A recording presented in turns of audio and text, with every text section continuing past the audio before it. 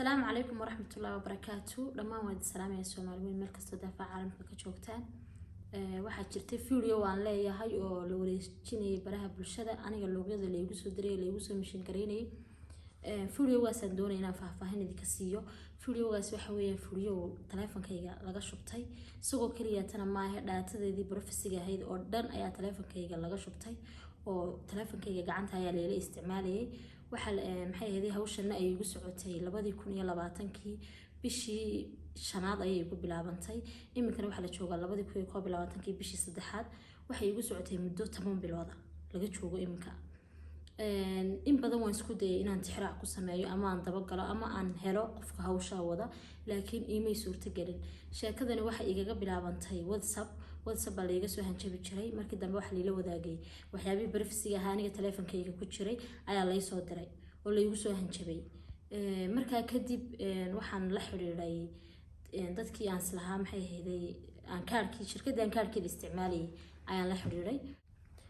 numberkii la iga soo hanjabay WhatsApp-ka ahaa ayaan la xiriiray dadaan shirkadda Telesom ka garanay way kaarkan WhatsApp ku isticmaalo waa kaar Telesom aan ku isticmaali jiray waqtigaas. marka dadkii markaan la xiriiray inaan baa la xiriiray Telesomta ka garanay inankii wuxuu igu wuri ibaaqay kaarkan lacag laguma shubanin cid lagama wicin maxay ahaydey wax macluumaad oo ka tagay oo lagu heli karaa ama lagu daba gali karaa ma jirto. sheekadii markii halka maraysay waxa hadana maalmo kadib leela wadaagay macluumaadkaygii saadka ama maxay dadka inta saadka fahansanay waxa weeyaan kaarka markaad furanaysid qaybta lacagta u furanaysid waxa laga buuxinayaa information dhaxalkii cidda dhaxalkaaga leh inaayadaada dhameystiran da'daada waxa soo dhan oo kale ay Telesomta mas'uul ka tahay qofka ay ka buuxisay privacy-giisa ayadu mas'uul ka tahay ayaa la soo diray. isla inankii baan ku celiyay aan ku walaal waxaan baa hadana la soo diray inankii wuxuu igu waarin culus ee hibaaqay waan maxay ahaydey waan dabagelaya oo dadka iga sareeya ee hawsha shaqada ku leh ayaan la xiriiray arrinka la socodsiinaya. markaa kadib sidii waan jawaab ka sugayay jawaabtii igu soo celiyayna waxay noqotay hibaaq waxaan waxba lagama qaban karo waa jin iyo waxyaabahaas ee kaarkiis ka bedel. أنا هذا الكيس بنقاطي ما دام وقفكي وقف يقول ندلو ليش الكدي وسوي شوقي ماشي. إثيوبيا أنت جاي كارد بابن كصفرتي وحنا ينقص ما يسوي واتسابكي سيدي هربوا يقدر تودت كي ببلوغ لساري يقول شري أنا يقول أنا يباقي وانا بلوغتي هذا أنا كدي بحال اسمي أصحابتي إذا وحلو شركريني ويحب رفسي جاها والإسلا نمبر كي جانو وأنا استعمالي لوجو شركريني أنا لو قف كم أركيو لكن قف كي مركان أركو أما ويسكري شو دي سوق هذا نمبر كوحلو قدر وكي جان أنا استعمالي إثيوبيا كصفرتي. marka sheekadu halka ay marisay waan iska joojiyay WhatsApp oo dhan baan iska joojiyay waan iska daayay. markii WhatsApp-kayga oo dhan saa lagula wareegay ana faraha uga qaaday qofkii maadaama aan anigu maxay ahaydey dad ay jiraan dad maxay ahaydey aan xil isku leenahay dumaashiyada oo kala walaalahay qaba cid walba oo maxay ahaydey WhatsApp-ka igu jirta la wadaagay aniga privacy-gayga WhatsApp-ka saasan faraha kaga qaaday. kadib waan maxay ahaydey WhatsApp waan ka nastay hadana Facebook-gayga baa loo soo dhigtay. Facebook-gayga ayaan arkay maalin sano joogay waxaan arkay Facebook-gayga oo aniga la iga saarayba la iga loo gareeyay galbaan sidii ma jiro waxa dhan waa khalad bal igu waxa dhan waa maxay ahaydey weenaad geliso dhan waa khalad. marka dad baan la xiriiraan sirida waxaan aqoon bay u leeyahay ama AT oo asxaabtayda dadkii bay isku daynay soo celiyaan laakiin waxay ii sheegeen ay ogaadeen in numberkaygina laga saaray Gmail-kii ugu jirana laga saaray maadaama qofkan si uu awood u leeyahay taleefankayga saan u isticmaalay si lamid ah inuu isticmaalo. marka Facebook-gi baan hadana sidii faraha kaga qaaday oo iska daayay. muddaan iska joogay Facebook cusub ma furanin hadana habeen baan seexday subaxdii markaan soo toosay ayaan Instagram-kayga xidhan ma arkay.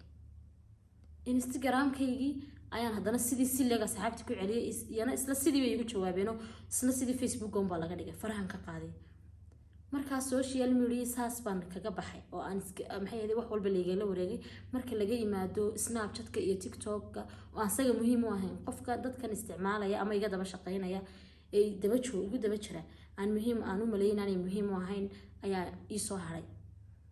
oo maxay ahaydey labadiisii sidii igu jireen waxaan markaa isticmaalayay hadana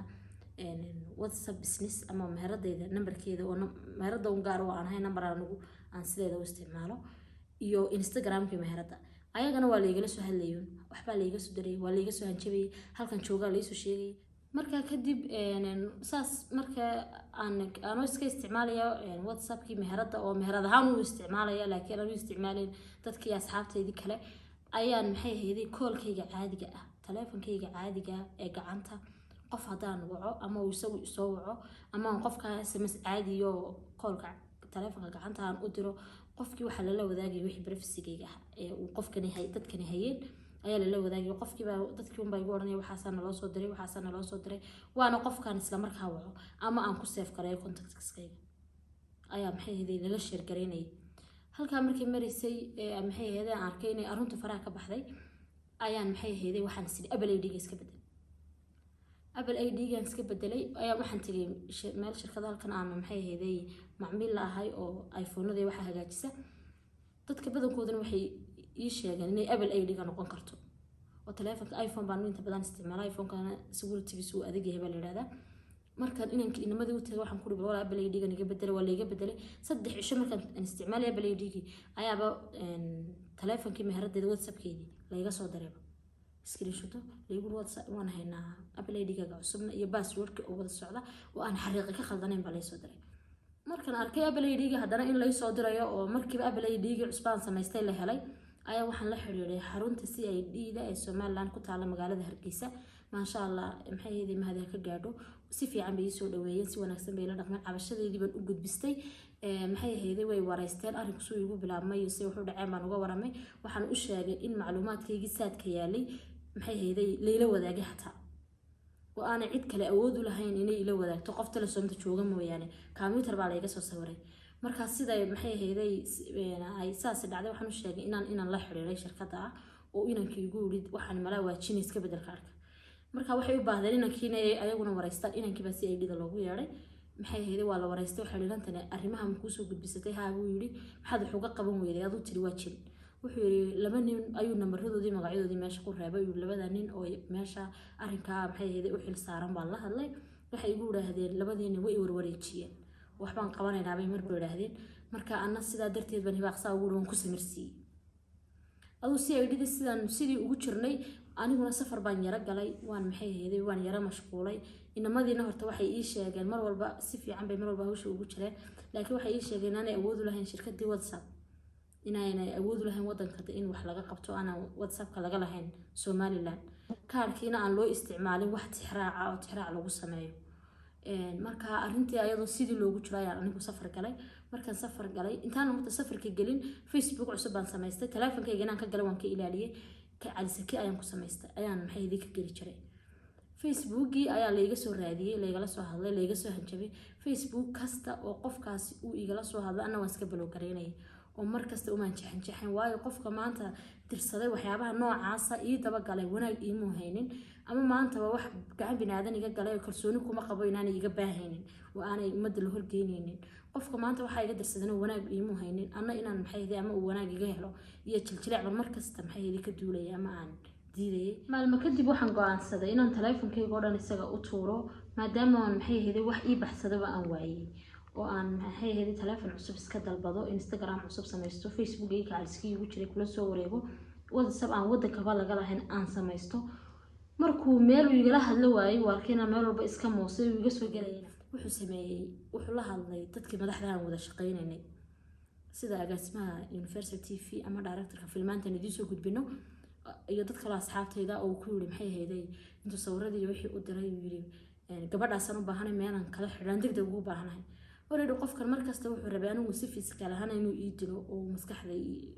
إيجا قبصده أو سيفي سكالة هنا إيه وعلى مركز تاي سبب تتعي مو دورين هبين إن كنستو ماني بروح عصب إنه يسوق بديو ماني بعرف سيجي ويكل على الرابو أنا مركز تو حنكو أدخل سنة ينكو على الأديجي إن أنا قف كامل حي هو سوق جينين ومركز تو حنكولها سبب تقدر ستو استعمال إن أنا ديس منقان سبب تو واحد يلسو حرداس كيرب مركز تو إيجا لها الله محي هذي وانسك ساري وما ننجح جحين marka dadka bay la soo hadlay waxaasana loo soo diray wuxuu leeyahay waa baahinaya maxayda aan la hadalno may waxaan ku qofkan wanaag markii hore waxaan iga mudirsanin iminkan inaan maxay heeday kala hadlo ama aan hoos tago inaan adoon u hado reedo qofkani doonayo oo marba suusagu doonayo uu isticmaalo anna ilaahay baan aaminsan qof binaadana ma aaminsani inuu maxay heeday wax yeeli karo qofna deelayma daba dhigano lama oran hibaaq dambiga iyo khaladkay gasho adaa maxay heeday aakhira laga xisaabtamay la warnay maxay uga ilaalin weeyday isaga maxay ahayd kulay igu daalay aakhira adduuna aakhira aniga laftayduna kulay qofkaas inuu inay jabiyo ama madaxayga hoosgeeyo damcay laakiin waxaan leeyahay garaac lu qoro mar dhutiyo anigu mar walba waxaan ahaanayaa hibaaqdeydii xagga ilaahayna wixii aan ka ay baan ka ay wixii aan geysto ayaan bari la tagay aakhiradayda iyo wixii aan anigu maxay ahayd camal sameeyay qofna qof loo xisaabin maayo idinkuna aad baad u mahadsantihiin marka video waasi sidoo ku baxay waan idin la wadaagay horta cid walba waxaan raali gelinaya cid walba oo dhibsatay ama waxaan videoga la wareejinayo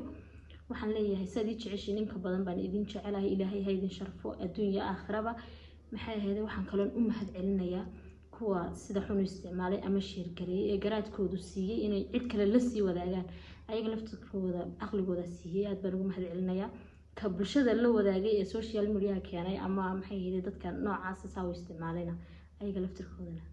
wad mahadsantihiin baan leeyahay waxaad ka heshaan aniga waxba hayga sinna akhriyo adduunba waxaan kaloon doonayaa inaan idin sheego horta maanta anigu jacayl iyo nacayb waxaan la ooyayo qof maxay ahayd cadeyn kara oran kara ibaa waxa si ooyisay ma jirto anigu asxaabteyda iyo ehelkeyga dadka inta igu dhow qof walba uu yaqaana waxaan ahay dadka markay caroodaan cid kastaba ka caroodaane oo inta ku nafisa ee caro ooya ayaan ahay markasta saan inaad la socotaan baan idinku ogahay waxaan kaloo idin sheegay cid anigu qof haddaan garanayo qofka maanta cid uu yahay ama meel aan kala xiriiro ama tixraac yar aan ka hayo anigaan cid baa u daba fadhiisteen qofkaasi meel uu ka yimi iyo maxay ahayd meel igala qaaday iyo wuxuu iga baahan yahay midna ma ogi mana garanayo sidoo ilaahay igu og yahayna weeyaan anigeeygi maxay ahayd arinku igu dhacay ayaan garanay cid aan u raaco ama cid aan ku eedeeyo oo intaas oo dhan ku daba jiray idinkuna inaad cid ku gaftaan ayaan idinka digayaa oo qof binaadan oo kale dusha wax ka saartaan ilaahay unba mar walba ilaahay baa caalimul qayba ilaahay baa wax walba adduunka ka dhacay cid walba dhibgeysata la socdo kala xisaabtamaya aad baad u mahadsantihiin mar walba waan idin mahad celinayaa waxaan mar walba idinku adkeynaya idinku ta'kiidinayaa inaan maxay ahayd qofkaasi aanu intaasoo keliyaata iga maxay ahayd gacanta igaga dhigan ee wax ka dhaatada taleefankayga oo dhan si aniga gacanteeda ugu jirto si lamid ah ay gacantiisana u gashay sidoo maxay ahayd uu isticmaal lahaana kulay dee hordhac weyn naga siiyay idinkuna aad baad u mahadsantihiin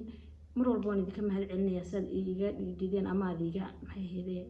xanuunsateen ilaahay baan mahad celinaya marka koowaad marka labaad waxaan ilaahay ugu mahad celinayaa inuu Soomaaliga dhaliyay marka labaad haddana waxaan idinkan idin mahad celinaya waa mahadsantihiin